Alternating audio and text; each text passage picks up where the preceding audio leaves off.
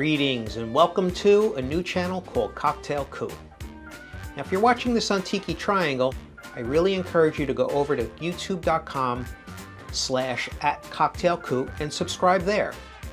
Not everything I do could be tropical or tiki. As much as I love that, there are so many other cocktails out there I really want to explore. The Cocktail Coup is basically a play on words. We all know that this is a cocktail coup and this is a martini glass, but it's called a stem cocktail glass. And the coupe is what they typically used about 100 years ago for cocktails before the martini glass came into play, I believe during the mid-century. And you know, it's become such a task to go out for a drink these days. Even though it's after COVID, you walk into some of these places and they're charging you $20 for a cocktail. That's the going rate. I get it. The price of minimum wage has doubled in most states. Inflation is up, costs are up, insurance is up. I get it. I totally get it. At the same time, I don't want to be handed something by somebody that's only working there part-time and not giving me a craft cocktail for that price. I mean, after all, I'm getting an appetizer for less than 15 bucks. Why are you charging me $20 for a cocktail? This stuff, spirits come out of a big facility just like a factory, with chickens and livestock like cows, even vegetables. This stuff's got to be farmed, it's got to be watered, it's got to be raised, it's got to be slaughtered, it's got to be refrigerated, it's got to be cooked. This stuff, once it goes into the bottle, you can do anything you want with it. It could sit up on the shelf. So more and more, I'm exploring the revolution of cocktails at home just so I could get a good cocktail and I don't have to pay an exorbitant price. Because if that's the case, I'm just going to get a glass of wine or a beer instead. And I love wine and I love beer, but I really like my cocktails too. And so I just want a really good, well-crafted cocktail. And it's not that hard. It's on YouTube. They were asking a bunch of experts what the most overrated cocktail of all time was. And like 4 out of 5 said the espresso martini. Now, I love the espresso martini. My wife loves the espresso martini. But basically, it's just a Black Russian. The same thing I was drinking back in college. It's just coffee liqueur and vodka. And yeah, they put a little bit of simple syrup in there, which is in the Kahlua anyway. And they put a little bit of coffee. I think it's a fantastic cocktail. Maybe because that was the first cocktail I had when I was able to drink or become of drinking age. Had so much flavor. Love coffee, love vodka. It's the perfect drink. I still like it. Now, I've never heard a martini be called ordinary or overrated. Now, maybe if it's a vodka martini, that I understand, because vodka really isn't three-dimensional like gin. It basically comes out of the still, it's got no flavoring, it's a neutral spirit, and it goes right into the bottle.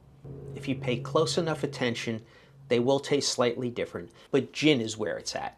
I mean, with all the different types of gin out there, and there's hundreds of them, almost every single country produces their own, you could get a different martini every time you want one. Now, my first craft cocktail was, in fact, a martini. And I'll never forget the time my friend Judy made one. And she made me the most fantastic martini I ever had. I still remember it to this day, and I'm going back at least 35 years. So, to get started on that martini, the first thing you don't need is a shaker. Anybody that tells you you need a shaker, order something else. Order a club soda, get a beer, get a wine. You do not use a shaker for a martini. And the simple reason is that when you stir, you're introducing the ice water in there gradually, and it's becoming thicker, and you got more viscosity on the tongue.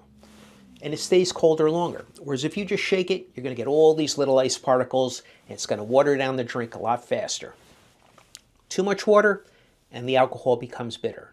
Too little, and it becomes too strong, too ethyl tasting, like you're drinking rubbing alcohol. You don't want that either way. So the first thing you want to do is get a chilled cocktail glass. I love this cocktail tray. It's silicone. It's got a wire frame around it. So when you fill it up and put it in the freezer, it's not bending and folding and warping and you're spilling half the water on the floor. And these come out real easy. So I'm going to put a couple of ice cubes in here. And this is going to chill the glass while we're mixing the drink, because you always want a chilled cocktail glass. And the rest I'm going to put in this mixing glass. Now, when you're making a martini, the reason why some people don't like martinis is, yes, it's too strong, it's not made right, and like I said, too much water gets too diluted, it tastes bitter. And if it's not enough, it tastes too much like rubbing alcohol. The other reason is is that this bottle of vermouth was probably sitting out unrefrigerated for months, maybe even years. The fresher the vermouth, the better it's going to taste. And that's why people say they want a really dry martini. They just don't like the taste of vermouth. If you hold on to this stuff for a month, that's long enough. It's a shame to throw anything out, so what I like to do is I like to pre-batch them. And Michael Ruhlman writes about this in his book of cocktail ratios.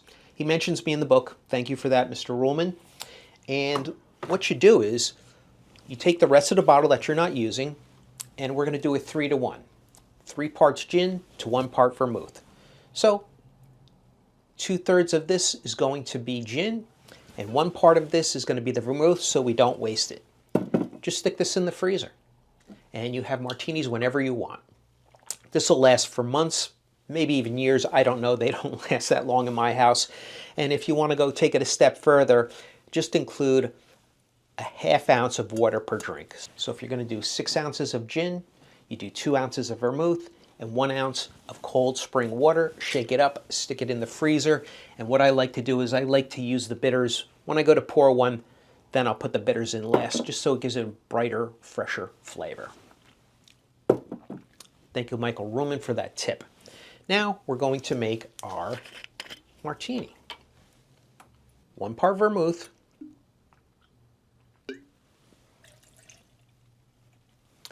to 3 parts gin.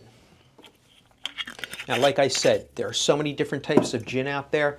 This one I picked up, it's interesting because I am a big wine lover. I want to see how Sonoma gin tastes. Brand new bottle, as you can see. Let me smell it first. Definitely smells like gin, but we're going to do 3 parts gin here. One and a half. 1 1/2. Now you can use any type of bitters you want as long as they're citrus. This is orange. I really love orange, but you know what? I have these black lemon bitters, and I was probably going to put a lemon rind over the top of this anyway, so let's give this a shot. Dale DeGroff likes his with orange bitters. You can try those too. Again, you want a bright citrus taste in there. Now we simply just stir.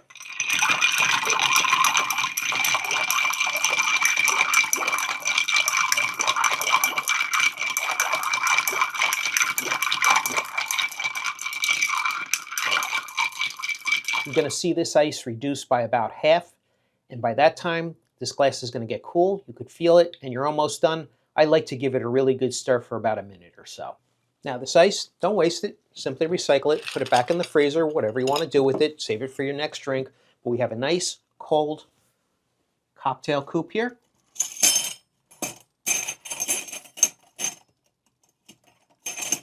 And we're going to get a strainer. And the beauty of this is you don't need to double strain it now because there's not going to be all those little shards of ice in there because we didn't shake it.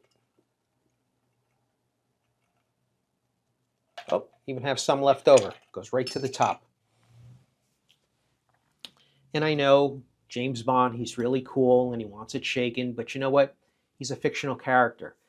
And the writer, Ian Fleming, only made it out for him to be a gentleman, but not the type of gentleman that adheres to all the rules. He was a rebel. He was about breaking all the rules. That's why it always says shaken, not stirred. It's just him deviating from the norm. But somehow that made it into our cocktail culture, and I can't really say it did any justice to the cocktail itself. Let's give this a taste.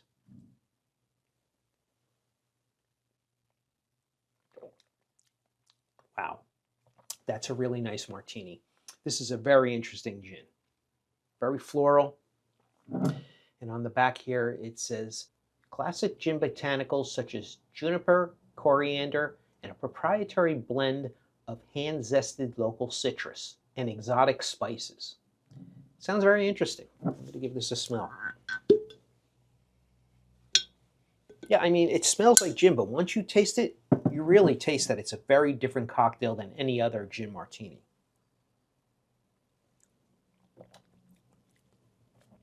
It's very interesting. I like it. I'm going to have fun with this.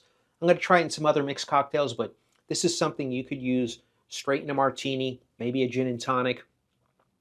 And like I said, once you see this bottle get half full or it's been in there almost a month, don't waste it. Don't throw it out. Don't save it either.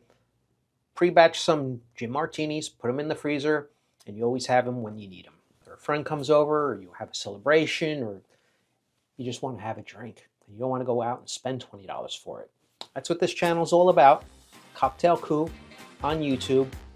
Tiki Triangle still going to be here, but please do me a favor and migrate over to youtube.com/@cocktailcoup, and I'm going to bring you a lot more content. If you're looking for something specific, let me know. I know what I like, but I'm curious to know what everybody else likes as well. Till next time, cheers.